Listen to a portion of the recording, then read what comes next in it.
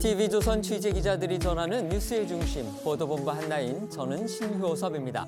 오늘의 핫 키워드부터 알아보겠습니다. 네, 첫 번째 키워드는 어민의 읍소입니다. 국제원자력기구 IAEA가 첫 공개한 일본 방류 오염수의 삼중수소 농도가 모두 기준치 이하로 나타났습니다. 국내 어민단체들은 수산물 오염의 장본인은 정치와 언론이라며 과학을 믿어달라고 호소했습니다. 다음 키워드는 회기 단축 헛심입니다. 민주당이 어제 국회 본회의에서 임시국회 회기 단축안을 단독 처리했습니다. 민주당은 검찰이 국회 폐회 기간 이재명 대표 영장을 청구하도록 하기 위해 이같이 결정했지만 검찰이 호응할 가능성은 없어서 결국 헛심만 썼다는 지적이 나오고 있습니다. 다음은 의원님의 2억입니다. 라임 자산운용이 1조 원대 펀드 환매 중단 직전에 민주당 다선 중진 의원에게 펀드 투자금 2억 원을 돌려주는 특혜를 주었다고 금감원이 어제 발표했습니다. 이 중진 의원으로 밝혀진 민주당 김상희 전 국회 부의장은 증권사 권유에 따른 정상적 환매라고 반박했습니다. 네 번째는 16번째 임명 강행입니다. 윤석열 대통령이 오늘 이동관 방송통신위원장 후보자 임명안을 제가할 예정입니다. 현 정부에서 국회 인사청문 보고서 채택 없이 장관급 공직자의 임명을 강행하는 16번째 사례가 됩니다. 네, 다음 키워드는 암살 맞다입니다. 미국 정보기관이 러시아 용병 바그너 그룹의 수장이죠. 예브게니 프리고진의 사망을 암살로 판단하고 있다고 외신들이 보도했습니다. 미 정보 당국자 말을 인용해서 월스트리트 저널은 프리고진 전용기의 추락이 내부에 설치된 폭탄 때문일 수 있다고 분석했고, 이 블룸버그는 푸틴이 승인한 암살일 가능성이 있다고 전했습니다. 네, 마지막 키워드는 트럼프의 머그샷입니다. 도널드 트럼프 전 미국 대통령의 머그샷이 처음 공개됐습니다. 트럼프는 2020년 대선에서 조지아주 선거에 개입한 혐의로 검찰에 출두해서 구치소에서 이 머그샷을 찍었는데요. 신체 검사에선 수감 번호와 함께 190cm, 97.5kg, 머리카락색은 딸기 또는 금발로 기록됐습니다. 첫 번째 이슈로 가보겠습니다. 영상부터 확인하시죠.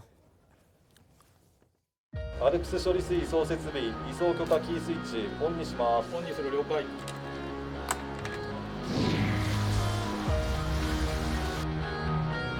일본이 후쿠시마 원전 오염수를 바다로 태평양을 한 바퀴 돌아 다시 일본과 우리나라로 도쿄 전력은 하루 방류량을 500톤으로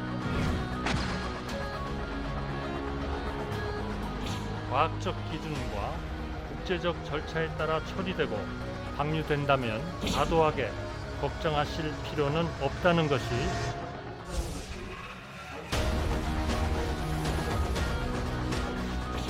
조금이라도 문제가 있다라고 하면은 우리 어민들 고기 잡으러 안 나갑니다. 고기 안 잡겠습니다.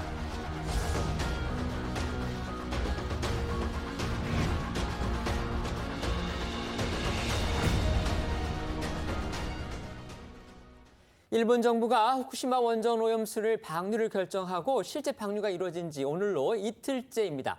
방류가 기정사실이 됐기 때문에 이제 핵심 관심사는 과연 오염수가 흘러간 그 바닷물이 안전한지 바로 이 부분인데요.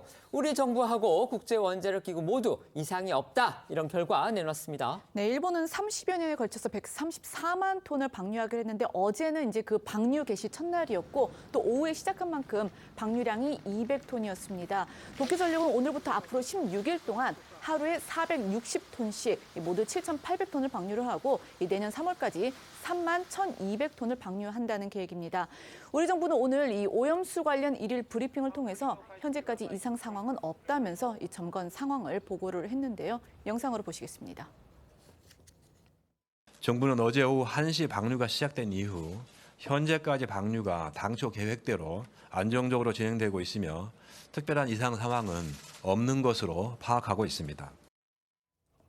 이 IAEA도 어제부터 이 홈페이지를 통해서 도쿄전력이 제공한 오염수 방류 관련 데이터를 이제 실시간으로 공개를 하고 있는데 여기에는요 그 오염수 방류 단계별로 오염수의 방사선량 그리고 희석 후에 오염수 내 삼중수소 농도 등 총 6가지의 데이터가 들어 있습니다. 지금 보시는 것처럼요 이 국제안전기준추에 부합을 할 경우에는 초록색으로 이렇게 동그랗게 표시가 돼 있거든요. 그리고 측정이 이루어지지 않은 경우에는 회색, 비정상적인 수치가 감지가 되면 빨간색으로 표시가 되는데 지금 보시는 것처럼 그 모두 데이터가 초록색으로 그러니까 국제 안전 기준 이하로 측정이 되고 있습니다. 특히 그 알프스로 불리는 설비, 그러니까 이게 결국에는 그 오염수 내에 방사선 물질을 걸러주는 건데 지금 삼중수소 같은 거는 걸러주지 못해서 그렇죠. 지금 바닷물과 희석을 한다는 그렇죠. 거잖아요. 그게 가장 이제 유해한 요소로 유해한 요소죠. 알려진 네, 거죠. 그래서 네. 그 삼중수소가 오늘 그 정오 기준으로 리터당 208 베크렐로 나타났는데 이 수치는요, 그 세계보건기구 WHO의 기준인 식수 기준은 1만 베크렐보다 낮고 훨씬 낮고 또 이보다 또 안정성 기준이 조금 더 높은 일본 기준 1,500 베크렐에 훨씬 못 미치는 수치입니다. 앞서 IAEA는 최근 오염수 처리 현장에 사무소를 설치했고 여기에 앞으로 이 IAEA 관계자가 상주하면서 일본을 감시하게 됩니다. 라파엘 그로시 사무총장은 20년 뒤, 30년 뒤에도 계획대로 되는지 확인을 계속하겠다면서 이 마지막 한 방울이 안전하게 방류될 때까지 IAEA는 후쿠시마에 머물 것이라고 밝혔습니다.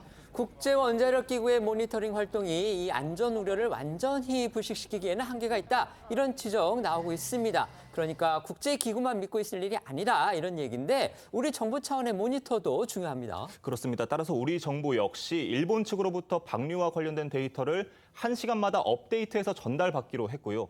이상 상황이 발생할 경우 신속한 정보 공유를 위한 핫라인도 구축했다고 밝혔습니다. 또 우리 전문가가 2주에 한 번씩 IAEA 후쿠시마 현장 사무소를 찾아서 일본과 IAEA 활동을 모니터링하는 것과 별도로 일본 인근 공해상과 태평양 각국 인근 바다에서 독자적으로 방사능 조사를 실시할 계획입니다. 한일 양국 정부 그리고 국제원자력기구 모두 과학적으로는 방류의 안전성에 문제가 없다 이렇게 밝히고 있지만 그것만으로는 국민 불안이 해소되기 어려운 거 이것도 사실입니다. 네, 관련해서 어제 한덕수 총리는 이 대국민 담화를 통해서 앞서 언급된 정부 대책들과 함께 일본을 향해서 책임감 있는 정보 공개를 촉구했고요. 또 국민이 안심할 때까지 일본산 수입 규제 조치를 유지할 계획이고 소비 위축 대응을 위해서 수산업에 대한 경제적 지원도 준비하겠다 이렇게 밝혔는데요. 특히 한 총리는 국민을 가장 크게 위협하는 거는 과학에 근거하지 않은 가짜 뉴스와 허위 선동이라면서 국민에게 정부와 과학을 믿어달라 이렇게 당부하기도 했습니다. 화면으로 직접 목소리 듣고 오겠습니다. 일본산 식품 수입 규제가 완화 또는 해제되어 식탁의 안전에 영향이 있지 않을까 하는 걱정하시는 국민들이 계신데 단연코 그런 일은 없을 것입니다. 지금 우리 국민을 가장 크게 위협하는 것은 과학에 근거하지 않은 가짜 뉴스와 정치적 이득을 위한 허위 선동입니다. 일본 정부는 앞으로 30년 동안 오염수를 모두 이제 바다로 흘려보낼 그런 계획을 갖고 있습니다. 그렇다면 이 오염수가 언제 어떻게 우리나라 해역에 영향을 주는지 그게 또 관심이죠. 그래서 이제 주 해류 그 방향을 보면 되는데 일본이 방류한 오염수는요, 이 북태평양 해류를 타고서 미국 서부 쪽 해안을 돈 다음에 이 북쪽도 해류와 크로시오 해류를 타고서 이 동남아시아 쪽에서 제주 방향으로 올라오는 경로로 우리나라에 이제 유입이 될 것으로 보입니다. 제가 이제 굉장히 좀 길게 설명을 했는데 여기에 대해서 이제 전문가들은 결국에는 오염수가 국내 해역에 흘러오기까지는 최소 4, 5년 또는 10년까지도 보고 있다고 하는데요. 전문가들 의견 들어보시겠습니다. 오염수는 해류를 따라서 이동하는 경우에 약 10년 정도 후에 우리나라 주변 해역에 유입될 것으로 추산이 됩니다. 제주도 남동쪽 100km 지점에 우리 해역에 10년 후에 0.00001 베크렐/리터로 도달할 것으로 예상이 됩니다. 지금 방류하는 것보다 1000배 이상 진한 오염수가 실제로 방출이 됐고 우리나라에서는 어떠한 변화도 감지하지 못했어요. 마지막에 들려드린 그 이덕환 서강대 화학과 명예교수님의 얘기는요, 이런 뜻입니다. 그러니까 그 후쿠시마 오염수 그 원전이 그때 사고가 났을 때 그 당시에는 지금보다 훨씬 더 큰 그런 오염수가 방류가 됐는데 그때 당시에도 우리나라에서는 어떤 변화도 없었다. 지금 그런 의미였습니다. 아무래도 이제 가장 큰 피해가 예상되는 분들은요, 어민 그리고 수산업 관련 종사자들일 겁니다. 이분들이 어제 대국민 호소문을 발표했는데요, 정말 절박감이 느껴졌습니다. 있습니다. 네, 한국연안어업인중앙연합회는요, 어제 대국민 호소문을 공개했습니다. 우리 바다와 수산물을 오염시키는 장본인은 이 사안을 정치에 활용하는 정치인과 언론, 가짜 전문가들이라면서 이 국제기구와 저명한 과학자들이 밝혔듯 우리 바다와 수산물은 안전하다고 밝혔습니다. 이어서 안전한 수산물로 국민의 건강을 반드시 지키겠다면서 우리 수산물에서 기준치 이상의 방사성 물질이 검출되면 조업을 전면 중단하겠다고 배수진도 쳤습니다. 관련해 상인과 어민들 목소리도 듣고 오겠습니다. 무작위로 선정을 해서 샘플링해서 검사하고 있습니다. 이 수산물을 보기에 지리겁을 먹고 이렇게 한다는 것은 이게 안 됩니다. 조금이라도 문제가 있다라고 하면은 우리 어민들 고기 잡으러 안 나갑니다. 고기 안 잡겠습니다. 이재명 대표의 사법 리스크 얘기도 해보겠습니다. 이 대표 오늘 자신의 선거법 재판이 있었습니다. 그런데 아침에 민주당의 오염수 규탄 행사에 참석하기 위해서 오늘 오전 재판은 출석하지 않았다고 합니다. 네, 오늘 오전 10시였죠. 이재명 대표는요, 서울 광화문 광장에서 이 민주당 의원들과 함께 오염수 투기 중단 국민 행진에 참석을 했습니다. 그리고 이 일정을 이유로 오늘 10시 30분부터 진행이 된 본인의 공직선거법 위반 혐의 이 오전 재판에는 출석을 하지 않았고 잠시 후 재개될 오후 재판에 출석할 예정입니다. 오전 재판에는 변호인만 출석했다는 겁니다. 이 대표가 이제 직접 오후 재판에는 나올 텐데 과연 또 거기에서는 어떤 얘기가 나올지 이거 주목해 봐야겠습니다. 네, 오늘 재판은 저희도 몇 차례 전해드렸었는데요. 이 대표가 대선 과정에서 이 대장동 실무 관계자인 고 김문기 전 처장을 모른다고 한 발언으로 허위사실 공표 혐의를 받고 있는 바로 그 재판입니다. 이 격주로 금요일에 진행되고 있는데 오늘이 11번째 재판입니다. 지난 재판에서는 이 대표가 법정에서요, 이 사람들을 너무 많이 만나서 기억을 잘 못한다, 심지어 안면인식장애라는 비난도 받는다, 이런 취지로 말을 해서 또 논란이 일었죠. 네, 당시 이 대표 자신의 김문기 전 처장으로부터 보고를 받거나 일을 같이 했다고 해도 모를 수 있는 주장을 뒷받침하기 위해 이 안면인식 장애 등을 꺼내 들었었는데요. 때문에 오늘 재판에서는 이 대표가 또 어떤 진술로 무혐의를 입증하려고 할지 관심이 쏠리고 있습니다. 네, 오늘 재판회에도 이재명 대표를 향한 이 재판과 수사 그야말로 전방위로 진행이 되고 있는데요. 쌍방울 대북 송금과 관련해서 다음 주 수요일로 통보된 검찰 소환 일자를 두고 이 대표는 검찰 측과 신경전을 이어가고 있습니다. 이 대표는 다음 주는 바빠서 도저히 시간을 낼 수 없다, 이런 입장 지금 밝힌 상황이고요. 검찰은 일정대로 진행하겠다, 이런 방침 고수하면서 지금 대치하고 있습니다. 네, 이 대표는 어제 기자들과 만난 자리에서 다음 주는 일정이 꽉 찼다, 검찰 소환 조사 시간을 내기 어렵다, 이렇게 말했는데요. 사실상 다음 달 1일이죠. 정기국회가 시작하기 전에 영장을 청구하도록 검찰을 압박하는 거다, 이런 해석이 나왔습니다. 이 대표 목소리부터 들어보시죠. 동안 수사했다면서 아직 준비가 안 됐다고 하는 게 도저히 납득이 안 됩니다. 네, 이런 터무니없는 얘기들을 가지고 정말 소설을 쓰고 있는데 국가 권력을 남용하는 것이고 정치 공작이다. 30에 나가실 생각은 있으신 건가요? 말씀드린 것처럼 다음 주에는 일정상 도저히 제가 그렇게 시간을 내기가 어렵습니다. 네, 하지만 검찰은 이 진행 중인 대북 송금 수사와 이 재판 일정 등을 고려해서 30일 소환을 통보한 것이라면서 일정대로 진행을 하겠다는 방침으로 알려졌고, 또 이 검찰 내부에서 피의자가 원하는 시점에 맞춰서 수사 절차를 진행하라고 요구하는 것은 일반인은 상상할 수도 없는 주장이다라는 비판도 나왔다고 합니다. 결국 이 대표의 쌍방울 대북 송금 관련한 소환 조사 일시 좀 더 지켜봐야 하는 그런 상황인데요. 검찰은 이 대표 소환 조사에 앞서서 이 범죄 혐의는 물론이고 이 대표의 구속 사유를 다지는 데에도 지금 총력을 기울이는 모습입니다. 네, 검찰은 이 대표 측의 사법방해 의혹 수사에 본격적으로 나선 모양새입니다. 이화영 전 부지사의 측근과 만나 당이 돕겠다고 말하고 이 전 부지사 부인과 통화한 것으로도 알려진 이 대표의 최측근이죠.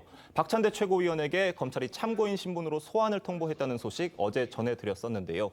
이 박 최고위원이 이 전 부지사 측근을 만나고 이 전 부지사 부인과 통화한 뒤 이 전 부지사의 재판이 공전을 거듭하면서 검찰은 일련의 이 상황을 사법 방해 행위라고 보고 있습니다. 이어 검찰이 이 대표 비서실장을 맡은 천준호 의원에게도 참고인 신분으로 소환을 통보했습니다. 이재명 대표의 최측근인 박찬대 최고위원에 이어서 이 당대표 비서실장을 맡고 있는 천준호 의원을 사법 방해 행위 관련으로 부른 거, 이거 의미심장하게 보입니다. 검찰은 사실상 민주당 지도부 차원의 조직적인 재판 방해 행위가 있다, 지금 이렇게 보고 있는 거고요. 그 정점으로 이재명 대표를 겨냥하고 있는 게 아니냐, 이런 추측 가능합니다. 네, 검찰은 천준호 의원을 상대로 이화영 전 부지사 재판 지연 등의 일련의 사법 방해 행위 과정에 이 대표가 관여했는지 이걸 집중 추궁할 걸로 보입니다. 검찰은 천 의원이 이화영 전 부지사의 진술 번복 과정이나 이재명 지사 시절에 경기도 대북 사업 문건을 외부로 유출한 과정에 개입한 정황도 포착한 걸로 알려졌습니다. 박찬대 최고위원과 천준호 의원 두 사람 모두 아직은 참고인 신분입니다. 하지만 검찰이 조사를 통해서 혐의를 구체적으로 확인을 한다면 이제 피의자로 전환할 가능성 배제할 수 없다는 관측 나오고 있는데요. 박 최고위원 처음에는 소환 통보 받은 게 없다 이렇게 주장을 했는데 뒤늦게 또 시인을 해서 논란을 자초했습니다. 그러니까 이제 어제 검찰이 박찬대 최고위원에게 소환 통보를 했다, 그런 이제 보도가 쏟아지면서 기자들이 이 박 최고위원에게 사실을 확인을 했는데, 당시에 박 최고위원은 통보받은 적 없다, 혐의도 모른다 이렇게 답을 했거든요. 관련해서 먼저 들어보시겠습니다. 의원이 소환사 검토하고 있다 이런 얘기가 나왔었는데요. 혹시 통보받으신 사실이 있으신가요? 네, 통보 못 받았습니다. 어떤 혐의로 그럼 소환사를 검토하고 있는지 모르시나요? 그렇죠. 오히려 언론사에서 짜고 있는 프레임이 있지 않습니까? 네. 네, 저렇게 이야기를 했는데 얼마 지나지 않아서 박 최고위원은요, 일부 언론을 통해서 지난 20일 밤 8시를 좀 넘어서 검찰이 다음 달 4일쯤 참고인 진술을 듣고 싶다는 취지의 문자를 보내왔다고 이 소환 통보 사실을 인정을 했습니다. 어제 방송에서 박 최고위원이 이제 통보받은 일이 없다, 이런 부분을 저희가 전해드리면서 그렇다면 본인이 아니고 의원실 관계자 등을 통해서 간접적으로 통보받을 수도 있겠다, 본인은 모를 수도 있겠다, 이렇게 저희가 해설을 했는데, 결과적으로 박 최고위원이 괜한 말로 지금 언론에 혼선을 준 그런 셈이 돼버렸습니다. 박 최고위원과 천 의원 참고인 소환 통보에 대해서 지금 어떤 입장 알려졌습니까? 네, 박찬대 최고위원 검찰 소환 통보가 알려지기 전인데요. 한 라디오 인터뷰에서 이전 부지사 측근과 만났고 이전 부지사 부인과 통화한 것도 사실이지만 회유와 협박은 있을 수 없는 일이다, 이렇게 주장한 바 있었고요. 천준호 의원은 오늘 입장문을 통해서 무리한 수사를 감행하는 정치 검찰의 행태에 유감을 표한다면서도 당당히 조사에 임하겠다, 이렇게 밝혔습니다. 민주당에서는 두 사람의 참고인 조사에 대해 당 차원에서 공유된 바는 없다고 선을 그었습니다. 들어보시죠. 천준호 의원님이랑 박찬대 의원에게도 사법방해 의혹으로 참고인 조사 받는다고 하는데 관련해서 상황 공유된 일이 있어요? 아니요, 없습니다. 당 차원에서 공유된 바 없다, 이제 자칫 두 의원하고 어떤 당 간의 거리를 두려는 의도가 있는 거 아니냐, 이런 해석도 부를 수 있는 발언인데요. 검찰의 시각은 어떤지 또 소개해 주시죠. 네, 검찰은 이 대표 최측근인 박찬대 최고위원과 당대표 비서실장이죠. 천준호 의원을 상대로 이 대표에 대한 대북 송금 수사를 막기 위해서 민주당 차원의 사법 방해가 이루어졌는지 집중적으로 들여다보겠다는 계획으로 알려지고 있고요. 앞서 한동훈 법무부 장관 역시 민주당의 사법 방해 행위를 콕 집어서 비판했는데요. 앞서 나온 한 장관 목소리도 들어보겠습니다. 불법 대북 송금 사건 재판은 왜 그렇게 사력을 다해서 사법방해하고 미루고 그랬는지 제가 묻고 싶고요. 민주당이 자기 편이 한 불리한 진술을 뒤집어 보려고 검찰청에 몰려가서 들어놓고 영치금 보내기 운동하고 성명서 내고 가족 접촉하고 면회에서 진술 번복하라고 압박하고 하는 행태를 보이고 있는데요. 이건 권력을 악용한 최악의 사법 방해이자 스토킹에 가까운 행태라고 생각합니다. 사법 방해 논란이 일고 있는 또 다른 이 대표 측 관련 재판이 있습니다. 바로 이 대표의 최측근으로 분류되는 김용 전 민주연구원 부원장의 비리 혐의 공판인데요. 이번에는 김 전 부원장의 변호인 등이 이 증거 조작 의혹과 관련해서 압수수색을 받았다, 이런 소식이 전해졌습니다. 피고인을 변호하는 이 변호사가 사법방해 혐의로 압수수색을 받는 거 무척 보기 드문 일이라고 합니다. 네, 이 김용 전 부원장은 지금 유동규 전 본부장 등으로부터 이 불법 정치자금 받은 혐의로 기소가 돼서 재판을 받고 있는 중인데, 지난 5월 재판에서 이 김용 측 인물이 이런 증언을 했었죠. 그러니까 김 전 부원장이 유동규 전 본부장을 만나서 이 불법 대선장을 받았을 것이라고 검찰의 특정한 날짜에 내가 김 전 부원장을 만났다 이렇게 증언을 하고 또 그것도 관련 다른 장소에서 만났다. 네, 그리고 관련 그 캘린더 그 사진도 증거로 제출했었거든요. 휴대전화에 있는 캘린더를 제출을 한 적이 있었는데 그런데 이제 검찰이 이걸 어떻게 보고 있냐면 이 증언 자체가 위증이고 제출한 사진도 조작이 됐다고 파악을 하고 있는 겁니다. 그리고 이 과정에서 이 김 전 부원장의 변호인과 이 대표의 대선 시절 선대위 소속이었던 관계장 등이 관계를 했을 것이다 이렇게 지금 의심을 하고 있습니다. 이어 검찰은요, 이들을 위증교사와 위조 증거 사용 혐의 피의자로 입건했고요. 어제 이들의 주거지와 사무실 등을 대대적으로 압수수색했습니다. 좀 더 부연 설명을 드리자면 아까 말씀드린 휴대전화 그 부분과 관련해서 법원이 그러면 그걸 한번 가져와 봐라. 휴대전화를 봐야 되겠다. 그랬더니 갑자기 휴대전화를 잃어버렸기 때문에 낼 수 없다. 그러니까 법원이 직권으로 영장을 발부를 해서 압수수색을 하려고 했는데 그게 불가능해져 버린 그런 상황이 된 겁니다. 그러니까 검찰이 결국 이거 다 거짓말한 거 아니냐. 그런 부분과 관련해서 이른바 이제 아까 말씀드린 대로 위증교사, 위조 증거 사용 이제 이런 혐의를 두고서 검찰이 수사를 벌이고 있는 건데 어쨌든 압수수색을 했다. 이건 결국 법원이 영장을 내줬기 때문에 가능한 겁니다. 물론 이게 곧 유죄를 뜻하는 건 아니지만요. 어느 정도의 범죄 혐의가 소명됐다. 이런 전제는 가능한 건데 하지만 김용 전 부원장 측 아주 강하게 반발하고 나섰습니다. 네, 김용 전 부원장 오늘 입장문을 통해 이재명 대표의 사법방해 및 위증이라는 프레임을 공고히 하기 위한 저급하고 비열한 술책이라고 날을 세웠고요. 김용 전 부원장 측은 어제 증인신문에 관여한 변호인을 위증교사 혐의로 압수수색하는 건 이 군사 정권 시절에도 찾아보기 힘든 폭거라고 주장했습니다. 네, 그런가 하면 지난 이화영 전 부지사 재판에 증인으로 나왔던 김성태 전 쌍방울 회장의 법정 진술에 대해서 검찰이 후속 수사에 들어서면서 이 대표 사법 리스크가 추가될 수도 있다. 이런 관측도 나오고 있습니다. 김성태 전 회장 당시 법정에서 이 대표를 향해서 그야말로 작심 폭로를 쏟아냈다. 이런 소식 저희도 전해드렸는데요. 김 전 회장 자신이 이 위증죄 처벌을 받을 수도 있는 법정 진술을 통해서 그동안 드러나지 않았던 범죄 혐의를 추가로 사실상 자백을 한 것이기 때문에 검찰로서는 그냥 묵과할 수 없는 또 주목할 수밖에 없는 그런 사정인 거죠. 네, 당시 눈길을 끌었던 김성태 전 회장의 법정 진술 중 하나는 바로 자신이 지난 대선 경선 당시에 직원들 명의까지 빌려서 이 대표에게 1억 5천만 원 상당의 쪼개기 후원을 했다는 진술이었는데요. 이 정치자금법상 금지돼 있는 쪼개기 후원이 사실로 드러나면 김 전 회장은 물론 이 대표도 5년 이하의 징역 또는 1천만 원 이하 벌금형에 처해질 수 있습니다. 때문에 김 전 회장의 진술이 사실이라면 이 대표가 이제 새로운 사법 리스크를 얻게 될 것이다라는 관측도 나왔고요. 검찰은 이미 그 김 전 회장과 이 쌍방울 관계자들로부터 후원금 마련 및 전달 방식 등에 대한 구체적인 진술을 확보하고 또 추가 조사를 벌이고 있는 것으로 알려졌습니다. 김 전 회장의 법정 진술에서요, 이 대표 측근을 쌍방울 사회이사로 영입했다. 여러 명을 이런 진술도 했는데 이 부분은요, 이 대표의 이른바 변호사 대납 의혹 이것과도 연결될 수 있는 부분이기 때문에 또 주목받고 있습니다. 네, 변호사비 대납 의혹은 지난 2021년 대선 과정에서 불거졌던 것인데요. 이 대표가 지난 2018년 공직선거법 위반 혐의 재판 때 선임한 변호사 수임료 중 상당액을 쌍방울이 대납해줬다는 내용입니다. 당시 이 대표의 선거법 위반 사건을 맡았던 변호사들이 쌍방울 계열사의 사회이사로 선임이 됐었는데 김성태 전 회장 지난 재판에서 이를 시인하면서 이 대표를 지원하기 위한 것이었다 이렇게 증언한 겁니다. 때문에 법조계에서는 김 전 회장이 변호사비 대납 의혹에 대해 좀 더 구체적으로 진술할 경우 새로운 수사 기폭제가 될 수 있다는 관측이 나오고 있습니다.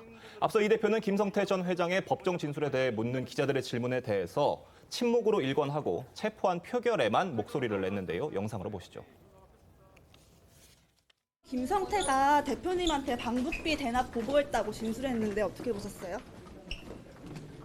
대표님 근데 회기 중에 체포 동의안 날라올 거라는 얘기가 많은데 그럴 경우에는 뭐 어떻게 해석이 되어지는지 이게 대체 말이 되는 소리라고 생각이 되시나요?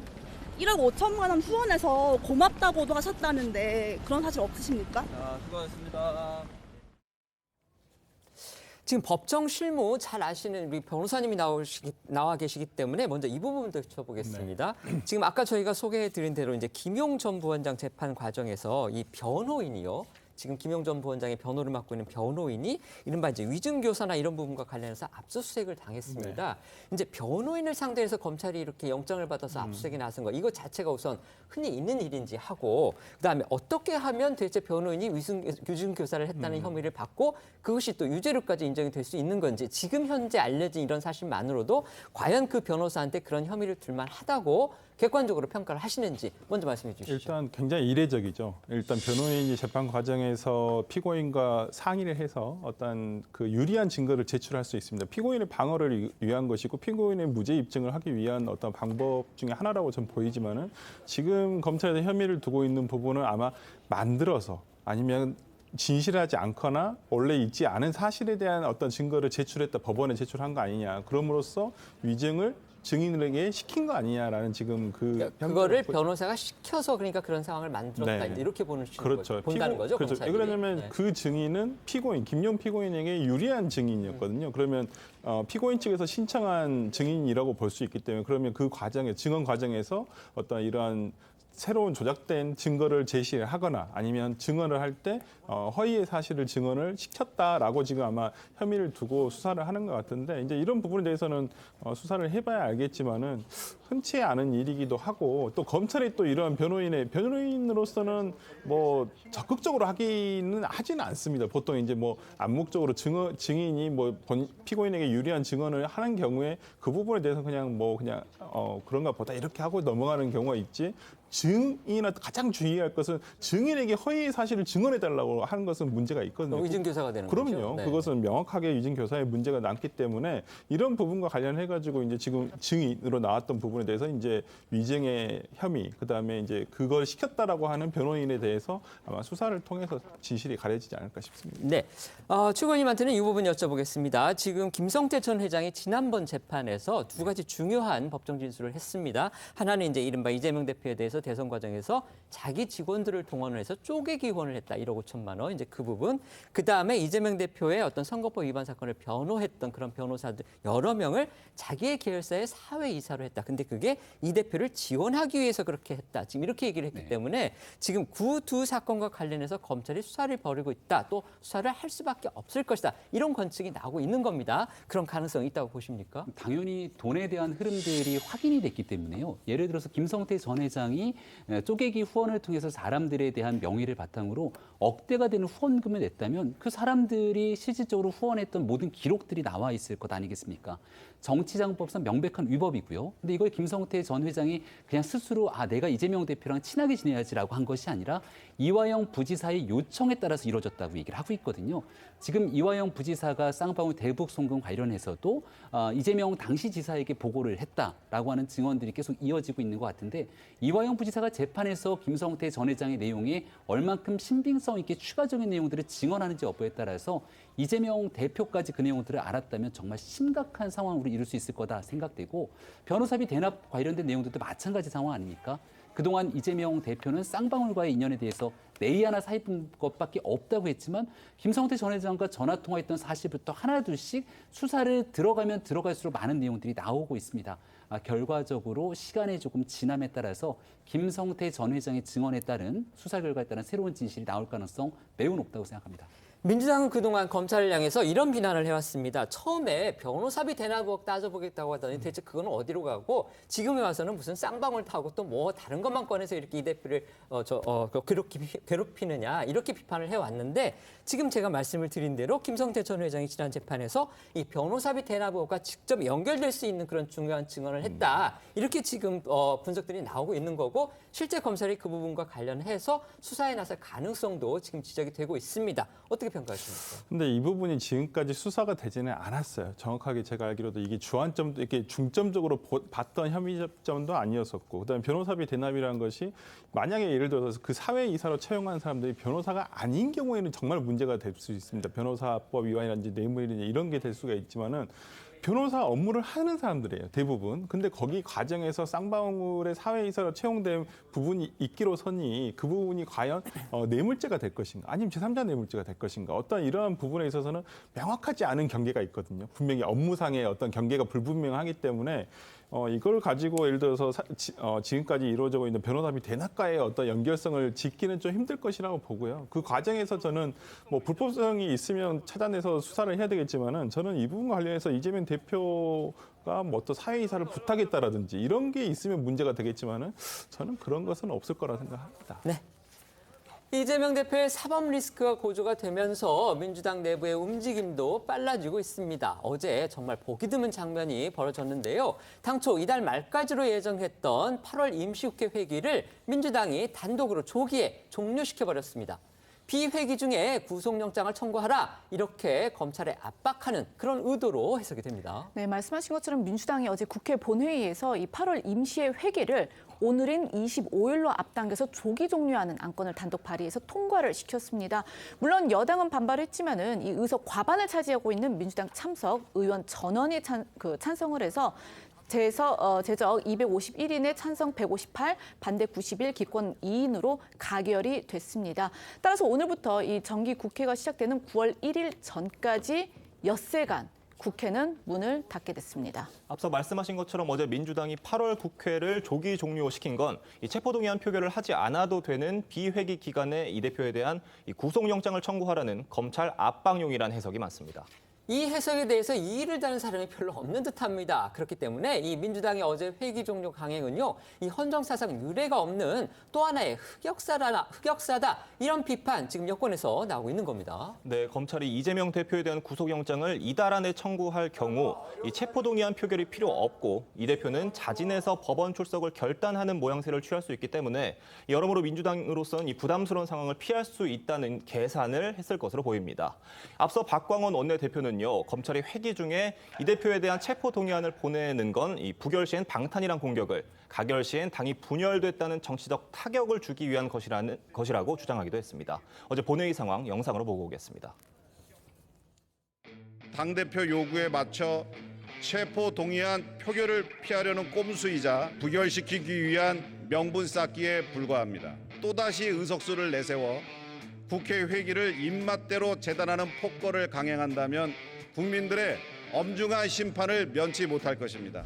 국회 일정조차도 검찰과 대통령실의 요구에 따라서 좌지우지되는 이 상황이 입법부가 지금 어느 지점에 와 있는지 우리 모두 다 같이 생각해봐야 될 시간입니다. 국민의힘 의원 여러분, 제가 구체적으로 성함을 거명하기가 좀 그런데요. 좀 조용히 해주시기 부탁드리겠습니다. 제1야당의 대표에 대해서 몇 년이 넘게 수사하는 것이 과연 정상입니까? 행정부를 견제하는 것이 국회의 의무입니다. 재석 251인 중 찬성 158인, 반대 91인, 기권 2인으로서 수정안은 가결되었음을 선포합니다. 그러니까 표결을 하게 되면 부결이 돼도 가결이 돼도 문제니까 아예 표결을 피해보겠다. 지금 이게 민주당의 의도라는 건데요.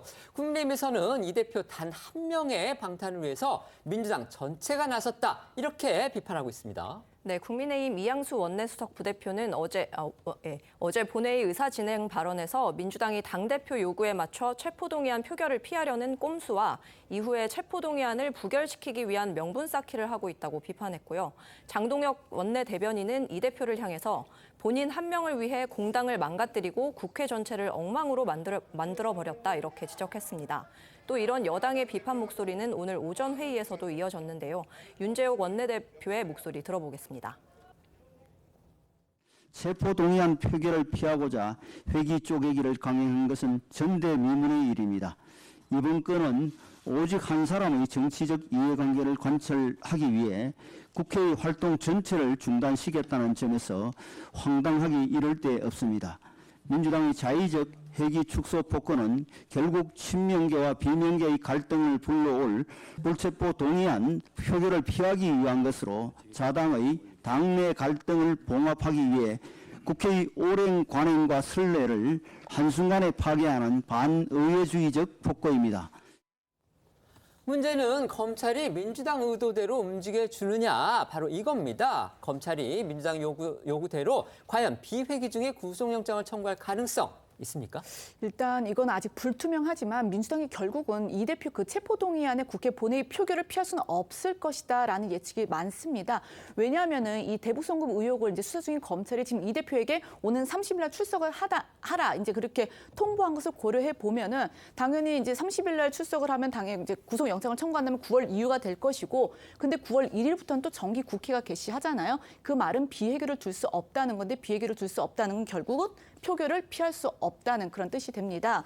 그리고 이것과 이제 대북 선거권과 별개로 해서 지금 백현동 특혜 의혹권도 있는데, 앞서서 사실 이 둘 사건을 뭐 병합을 해서 영장을 청구할 하나로 가능성이 청구할 거다. 네, 네. 하나로 청구할 것이다. 그러면 결국은 또 9월을 넘어갈 것이다. 이제 그런 관측이 있었는데, 여기에 대해서 이 백현동 개발 의혹 사건을 수사 중인 검찰은요, 그 서울중앙지검 관계자는 어저께 그 언론 브리핑에서 이거 두 건을 병합해서 영장을 일괄 청구할 그 가능성이 있느냐 이런 질문에 대해서 다른 검찰의 수사 상황을 고려하지는 않는다 이렇게 답을 했고요. 또 국회 비회기 기간 이 구속영장을 청구할 가능성에 대해서도 구체적인 일정을 언급하기는 어렵다 이렇게 설명을 했습니다. 어제 본회의 표결 결과를 보면요. 민주당 비명계도 일단 회기 단축이라는 지도부 결정에는 따라준 것으로 보입니다. 표결이 기명 전자투표로 이루어졌기 때문에요. 지금 아까 화면에도 보셨죠. 그렇기 때문에 이 비명계로서는 이제 아주 공개적으로 반대표를 던지는 것 자체가 아마 부담스러웠다 이렇게 볼 수도 있습니다. 그렇습니다. 하지만 민주당이 이 대표에 대한 체포동의안을 본회의에서 표결해야 하는 상황이 현실이 되면 이 동의안 처리를 둘러싼 계파 갈등도 수면 위로 떠오를 수밖에 없을 것이란 전망이 나옵니다.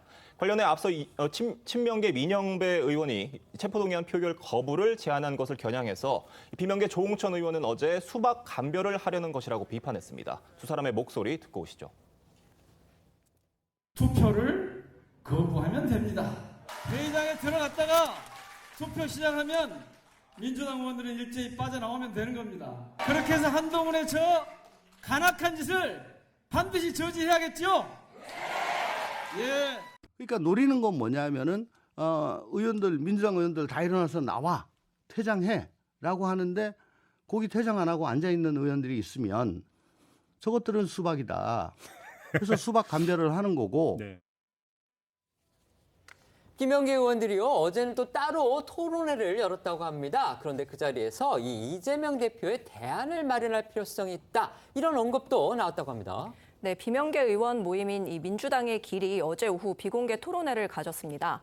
최근 집계된 여론조사 결과를 토대로 민심을 분석하는 자리였는데 말씀하신 대로 각종 사법 리스크로 당 안팎에서 이 거취 문제가 거론되는 이재명 대표의 대안 마련의 필요성도 언급된 걸로 알려졌고요.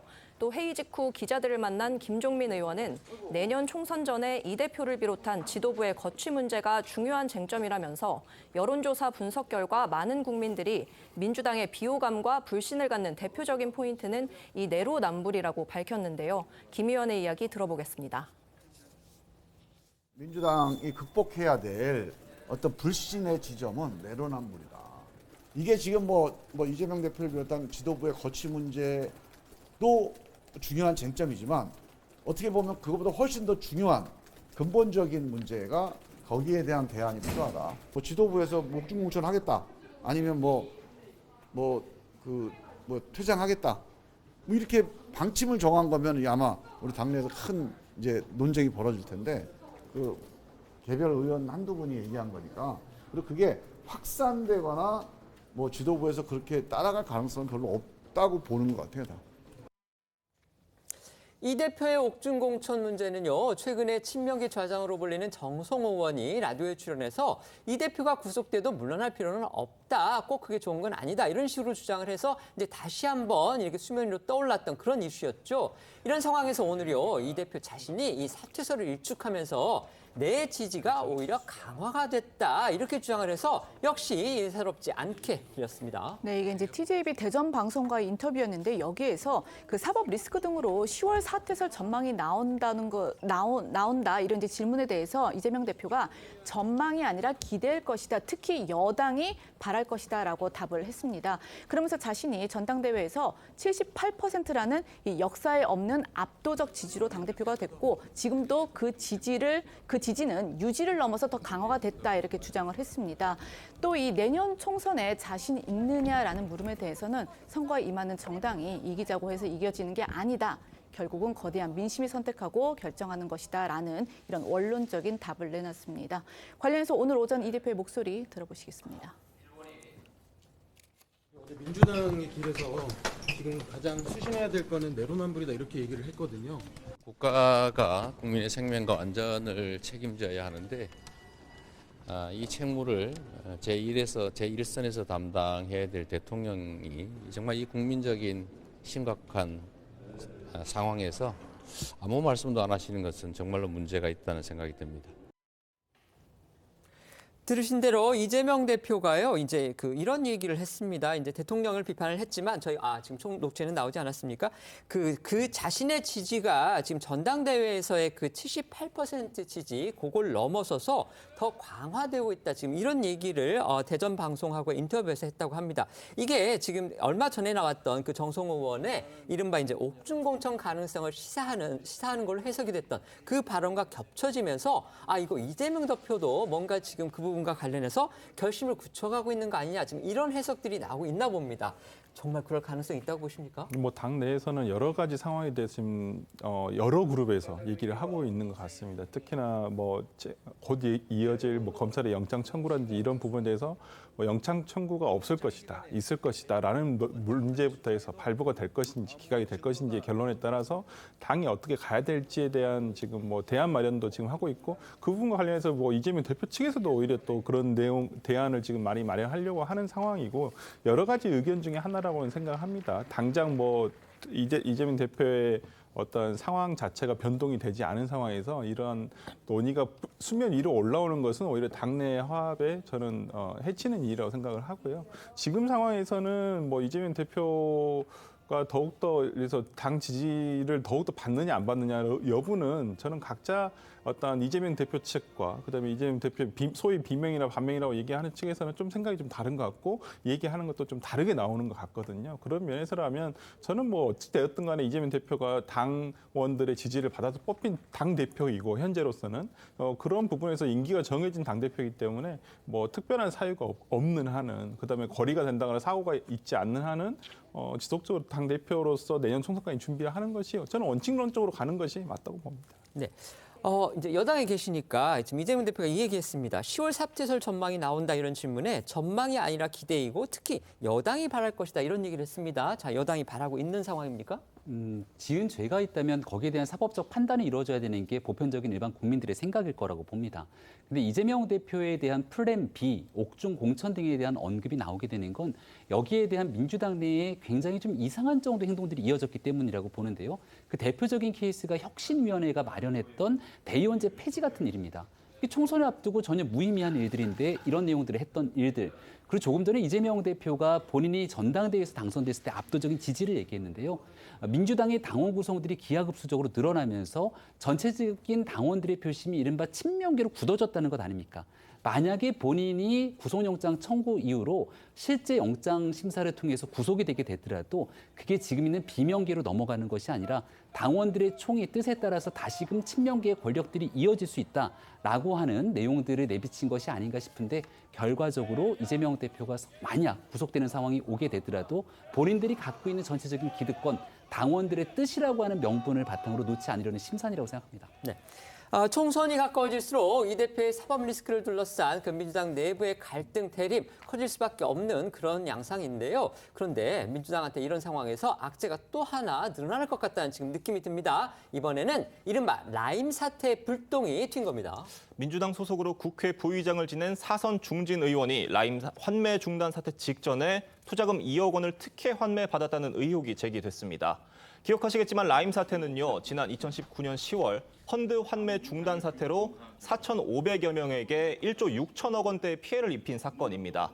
어제 금융감독원은 라임, 옵티머스 등 이 환매 중단 사모펀드에 관한 재검사 결과를 발표하면서 다선 중진 의원이 특혜 환매를 받았고, 구체적으로는 지난 2019년 라임이 환매 중단을 선언하기 직전 다른 펀드 자금과 운용사 고유 자금 등을 돌려 쓰는 방식으로 이 투자금 2억 원을 온전히 돌려받았다고 설명했습니다.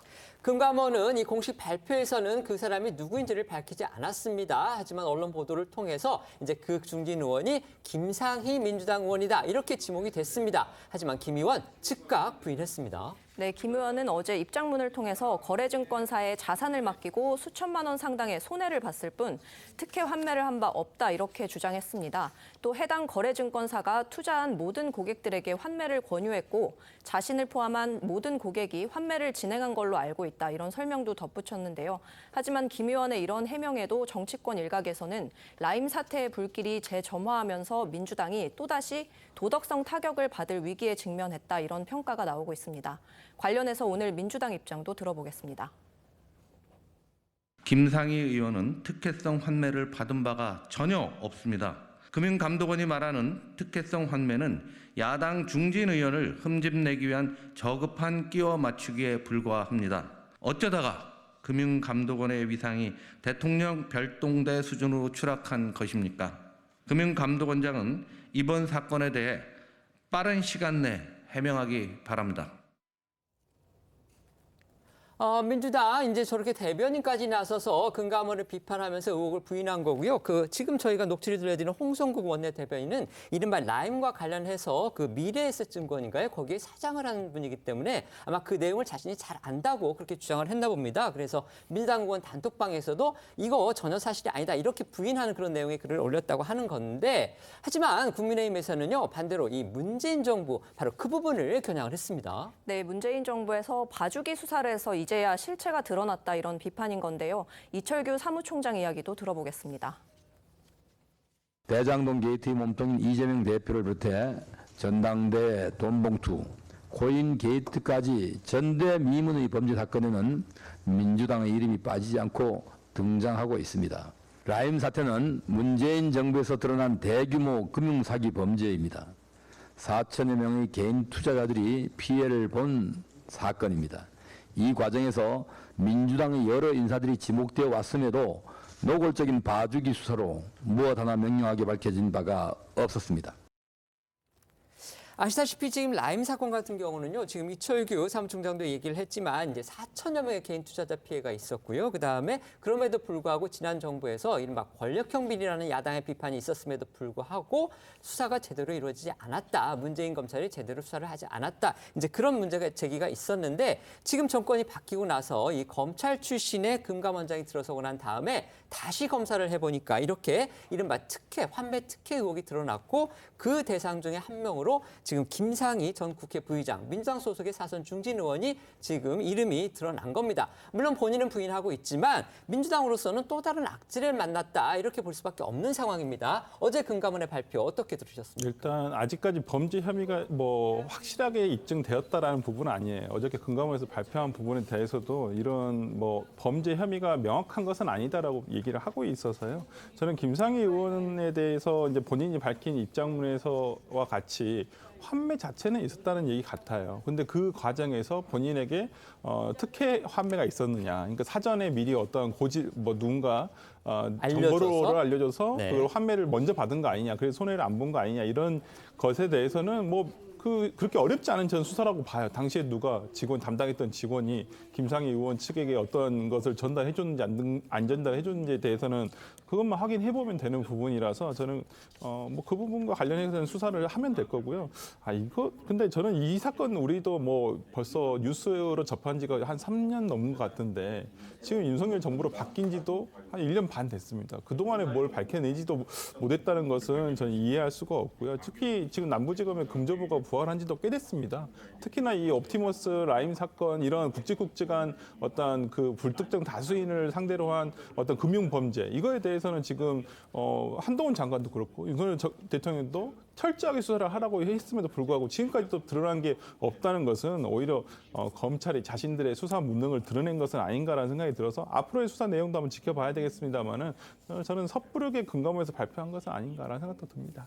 야당에서는 이런 주장도 했습니다. 이제 한동훈 법무부 장관과 이복현 금감원장이 뭔가 충성 경쟁을 벌이다 보니까 금감원에서 뭔가 과장돼서 지금 보도를 결과를 내놓은 거 아니냐. 그러면서 이복현 금감원장을, 그러니까 검찰 출신이죠. 직격을 했더라고요. 이 비난은 또 어떻게 생각하십니까? 민주당은 이재명 대표의 건을 비롯해서 이런 사법 리스크에 대한 불편함이 있을 때 그 사건에 대한 객관적인 해명을 하기는커녕 그때마다 윤석열 정부의 정치 검찰이 조작 수사를 한다는 등에 대한 정치적인 논평, 정치적인 공세를 이어가고 있는데 명확하게 이 일이 왜 본인들에게 제기되고 있는 의혹들이 진실이 아닌지를 설명하는 데 집중해야 된다고 봅니다.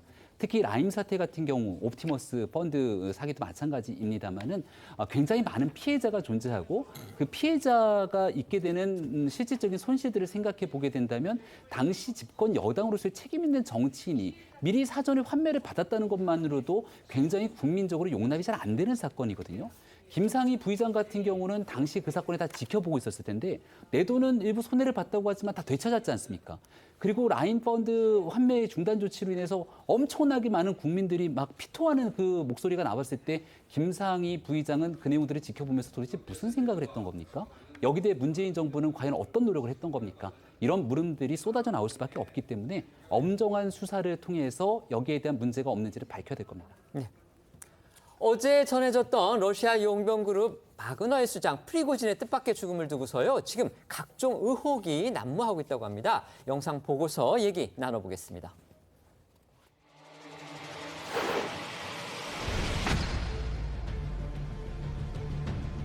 Well, our initial assessment is that it's likely Prigozhin was killed. We're continuing to assess the situation.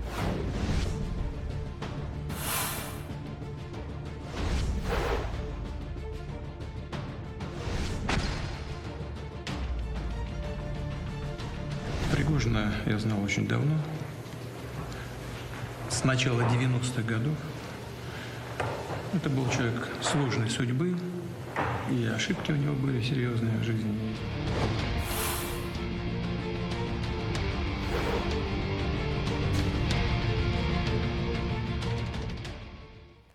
두 달 전 러시아에서 반란을 시도했던 이 프리고진의 갑작스런 죽음을 두고서요. 단순한 비행기 추락이 아니고 이건 계획된 암살, 그것도 푸틴 대통령이 연관됐을 것이다. 이런 지금 추측에 무게가 실리는 모양새입니다. 네, 프리고진의 사망 소식이 전해진 이후 서방 언론들은요, 일제히 사고 원인과 이 배후를 분석한 기사들을 쏟아내고 있습니다. 블룸버그 통신은 미 당국자들을 인용해서 프리고진의 사망이 이 푸틴 대통령이 승인한 암살일 가능성이 있다는 이 미 당국의 초기 평가가 나왔다고 보도했고요. AP통신은 비행기 추락이 의도적인 폭발로 인한 것이라는 미 당국의 초기 정보 평가가 있었다고도 전했습니다. 그러니까 비행기 내부에 폭탄 등을 설치해서 사전에 계획적으로 암살을 진행했다고 본 겁니다. 앞서 러시아 내부에서는 바그너 그룹 측을 중심으로 해서요. 이 비행기가 러시아군, 그러니까 러시아 방공망에 의해서 격추됐다. 이런 주장이 나왔습니다. 이 같은 외신 보도대로라면 미국 정보기관은 이번 사건이 좀 더 치밀하게 준비된 암살일 가능성이 있다. 지금 이렇게 추측하고 있는 겁니다. 이거 미국 국방부에서는요. 이 정보를 취합한 결과 지대공 미사일에 따른 격추 가능성은 좀 이렇게 낮게 보는 것처럼 보입니다. 그러니까 사용 징후가 없다 이러면서 좀 약간 선을 긋는 모습이고요. 추가적인 사망 원인과 관련해서는 상황을 계속 주시하고 있다. 이렇게 이제 여지를 남겼는데 앞서 바이든 미국 대통령은 이 프리고진 사망 배후에 푸틴 러시아 대통령이 있느냐 이런 질문을 받고 나서 이 연관 가능성을 배제하지 않는다라는 모습을 보이기도 했는데 관련 발언 들어보시겠습니다. Well, our initial assessment is that it's likely Prigozhin was killed. We're continuing to assess the situation. I'm not surprised. Do you believe? There's not much that happens when Russia and Putin are not behind. 사고 당시에 이 비정상적이었던 비행기 움직임도 의혹을 키우고 있는데요. 프리고진이 탄 비행기는 30여 초에 걸쳐서 상승과 하강을 거듭하다가 바닥에 수직으로 추락한 걸로 전해졌고요. 사고 당시 영상을 보면 비행기가 증기나 연기처럼 보이는 물질을 내뿜으면서 기술을 아래로 향한 채 떨어지는 모습을 확인할 수 있습니다. 목격자들은 비행기가 들판에서 화염에 휩싸이기 전에 두 차례의 폭발음이 났다고 현지 언론에 전하기도 했는데요. 해당 비행기 기종은 20여 년간 딱 한 건의 사고밖에 없었고 그마저도 기체 결함과는 상관이 없는 사고여서 외부 요인에 무게가 실리는 겁니다. 일부 외신에서는요, 이 프리고진의 비행기가 추락하기 전에 수리가 됐다 이런 의혹도 제기하고 있습니다. 네, 미국의 한 매체는 이번 사고로 사망한 승무원의 유족이 러시아 군사 블로거의 SNS 채널에 이 비행기가 이륙하기 전에 수리되고 있다고 알렸다고 보도했습니다. 또 다른 외신 보도를 통해서는 이 비행기 후미 화장실 인근에 폭발물이 설치됐다는 주장이 제기되면서 수리 여부가 사실인지 맞다면 그 과정에서 폭발물 설치 등의 시도가 있었던 것은 아닌지 조사가 필요하다는 지적입니다. 워낙 갑작스러운 사망 사고였고요. 그다음에 프리고진이라는 인물 자체가 화제성이 있기 때문에 심지어 이런 얘기도 나오고 있습니다. 뭐냐면 이 프리고진의 갑작스러운 죽음에 일부러 사망한 쪽 위장한 거 아니냐. 그러니까 이른바 이제 자작이라는 그런 부분인데 그 부분을 의심하는 시선까지 있다고 합니다. 네, 이게 이제 여러 의혹들이 확산이 되다 보니까 러시아 현지 SNS에서는요. 프리고진이 해당 비행기에 탑승하지 않았고 어디엔가 살아있다라는 확인되지 않은 소문까지 돌고 있는 것으로 전해졌는데요. 실제로 프리고진은 지난 2019년 이 군용기 추락 사건이 있었는데 그 추락한 군용기의 승객 명단에 이름이 올라 있어서 이제 사망설에 휘말린 적이 있었거든요. 그런데 프리고진이 이 추락 사고 3일 만에 멀쩡한 모습으로 나타난 적이 있었습니다. 때문에 이게 평소에도 대역이나 이 여러 개의 여권을 사용해온 프리고진이기에 이 시신의 신원 확인이 우선이다라는 주장이 나오고 있고요.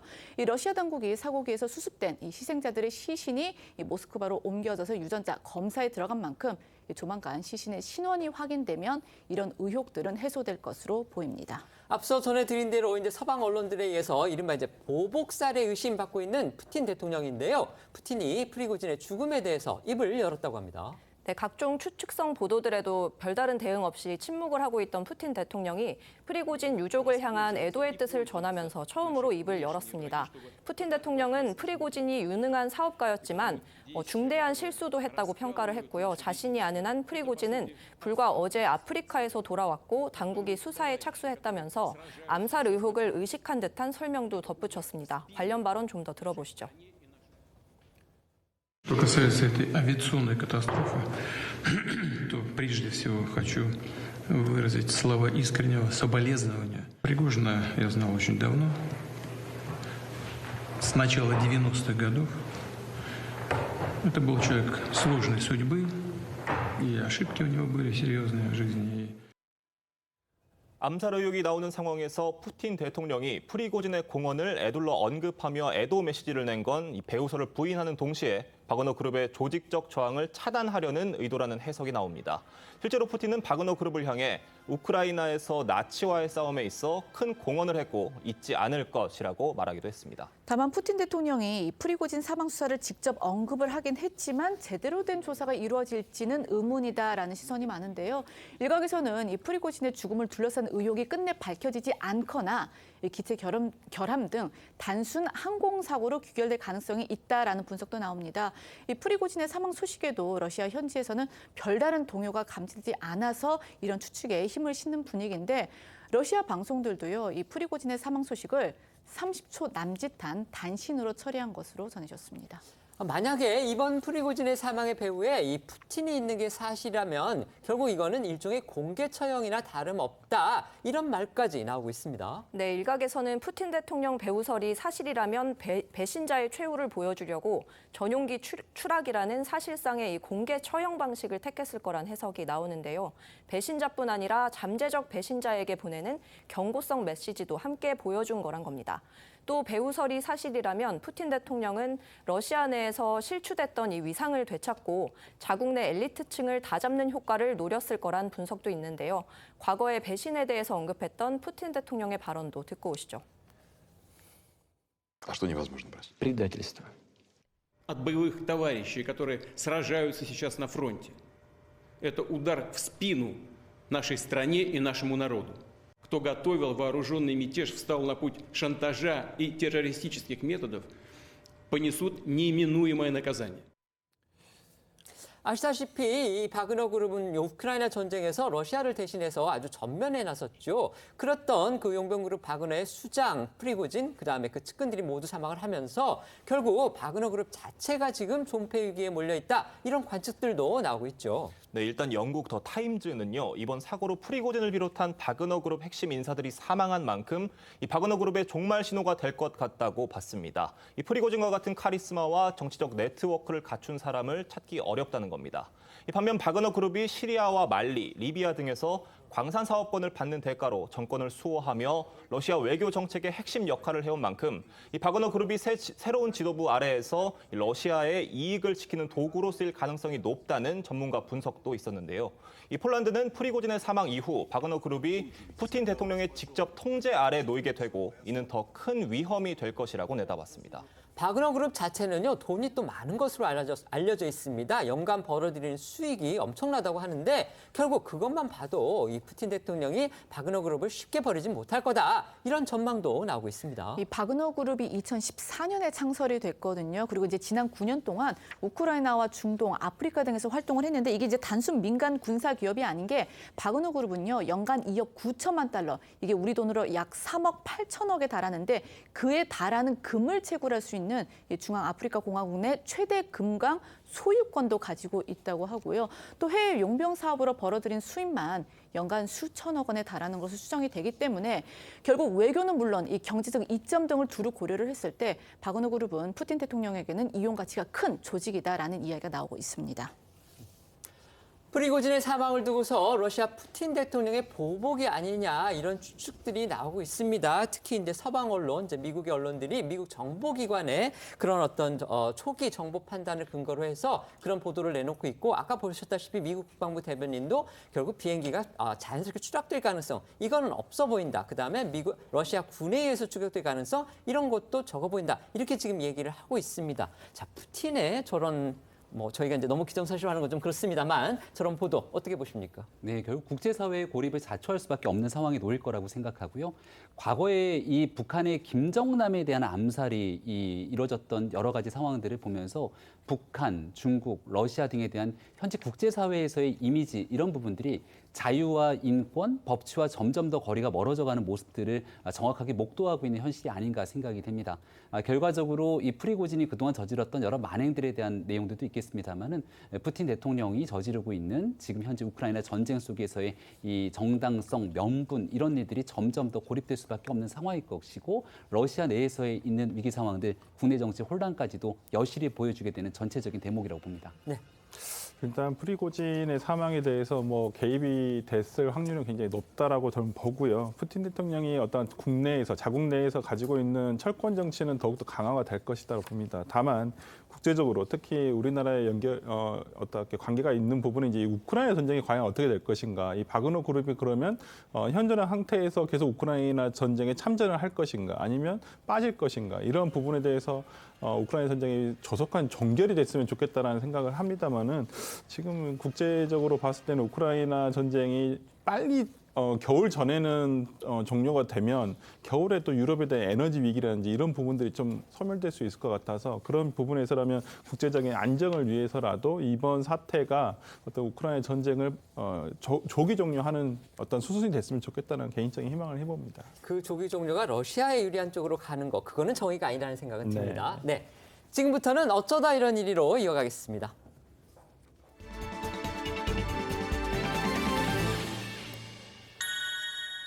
첫 번째는요, 이재화 우발적입니다. 서울 등산로를 지나던 여성을 성폭행해서 살해한 혐의를 받는 최윤종이 오늘 오전에 검찰로 속지됐습니다. 네, 경찰이 오늘 오전 이 서울 등산로 성폭행 살인 사건 피의자 최윤종을 검찰로 송치를 했는데요. 모습 보시겠습니다. 범행 왜 저질렀습니까? 우발적으로 한 것 같습니다. 우발적으로 저질렀다고요? 저도 모르겠습니다. 처음부터 살해하려고 한 겁니까? 그건 아니에요. 이동하겠습니다.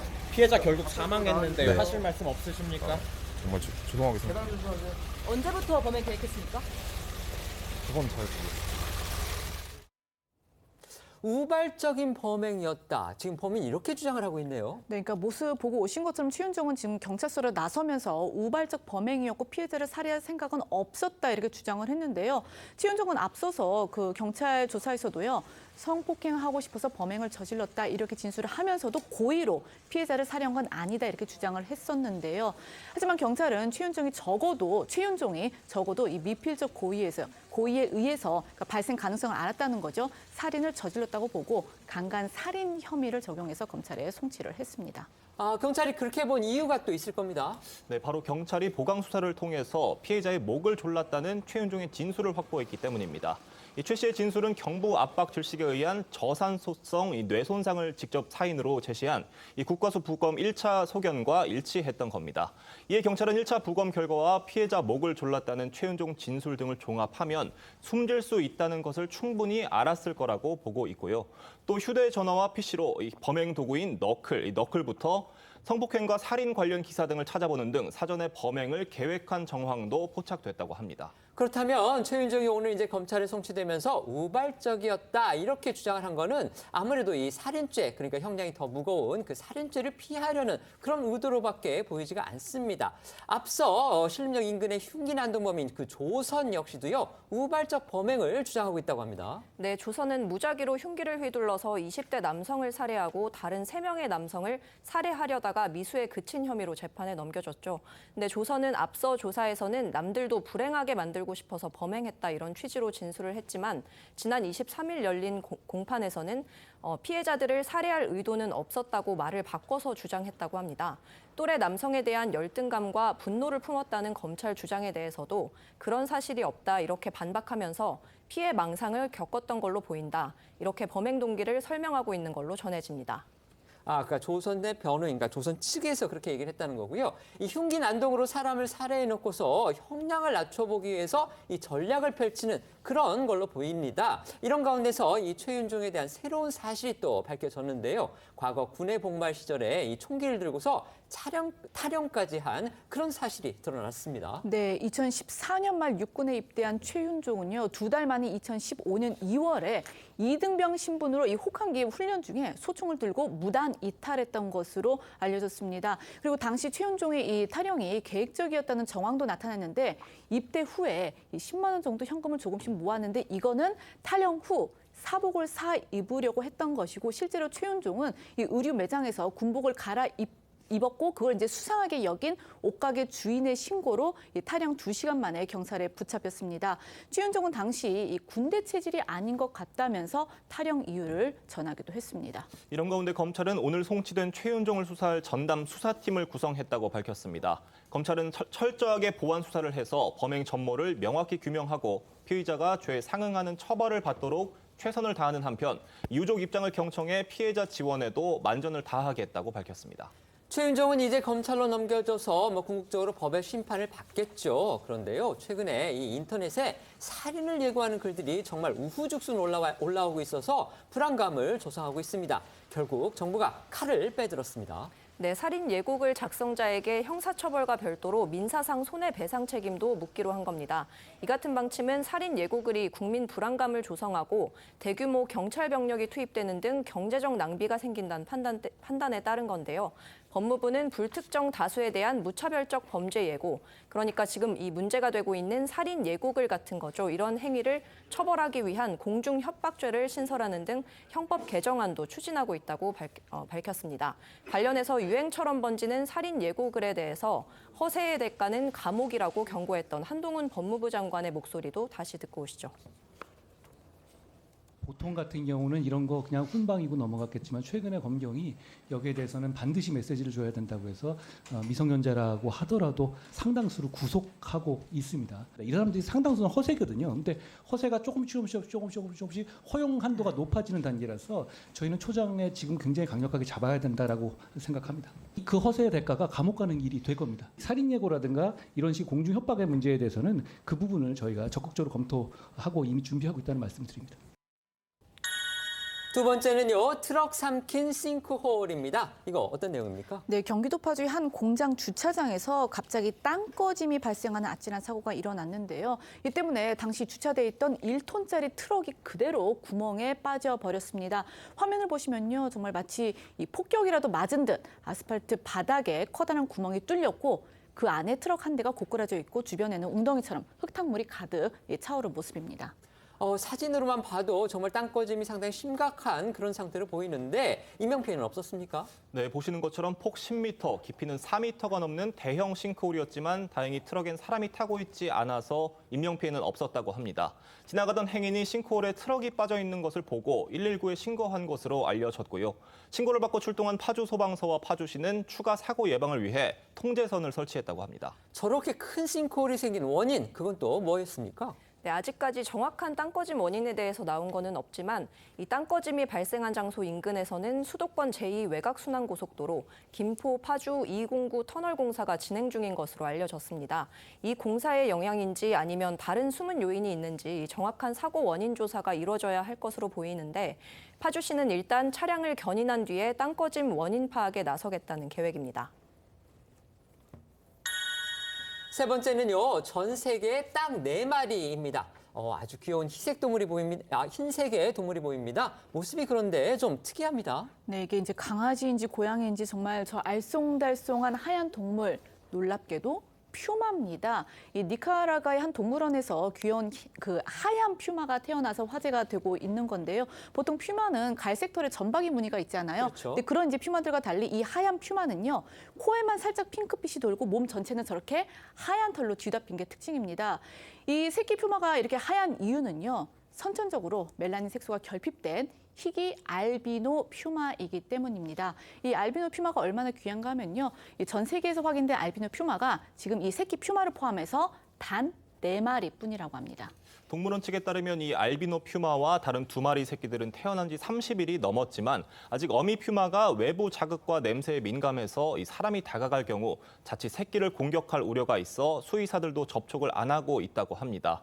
그러다 보니 동물원 측도 아직 이 알비노 퓨마가 수컷인지 암컷인지 성별도 확인 못한 상태라고 합니다.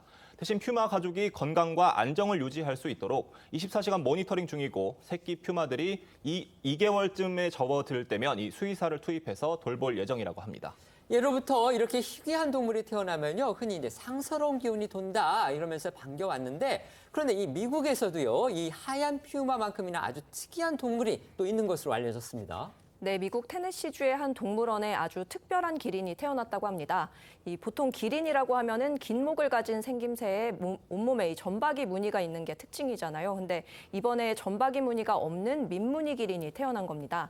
사진으로 보시는 것처럼 몸 전체에 무늬가 아예 없이 태어나는 기린은 정말 드문 경우라고 하는데요. 실제로 1972년 일본 동물원에서 무늬가 없는 갈색과 주황색이 섞인 그물무늬 기린이 태어났다는 기록이 마지막 사례였다고 합니다. 동물원 관계자 역시 기린의 얼룩 무늬는 야생에서 위장술로 사용이 되는데 이렇게 무늬가 없이 태어난 경우는 매우 드물다 이렇게 전했습니다. 물론 이제 그 관계자는요, 그 유전자 돌연변이 가능성도 있긴 하지만 유전자가 문제일 때 따르는 의학적 문제가 이 기린한테는 또 발견이 되지 않았다고 해요. 그만큼 네. 정상이고 건강하다고 합니다. 현재 이 아기 기린은요, 어미 기린과 이 동물원 직원들의 특별한 보살핌 속에서 벌써 키가 180cm나 훌쩍 넘게 자랐다고 합니다. 이런 가운데 동물원은요, 이 특별한 민무늬 기린의 이름을 짓기 위해서 이 시민 공모전을 진행 중이라고 하는데, 현재 그 스와힐리어로 독특하다는 뜻의 키페키, 그리고 가장 아름답다는 뜻의 샤키리, 이게 이제 후보에 올랐다고 합니다. 저희는 1분 뒤에 다시 돌아오겠습니다. 오늘 준비한 소식은 여기까지입니다. 저희는 다음 주 월요일 오후 1시에 더 핫한 소식으로 찾아뵙겠습니다. 시청해 주셔서 고맙습니다.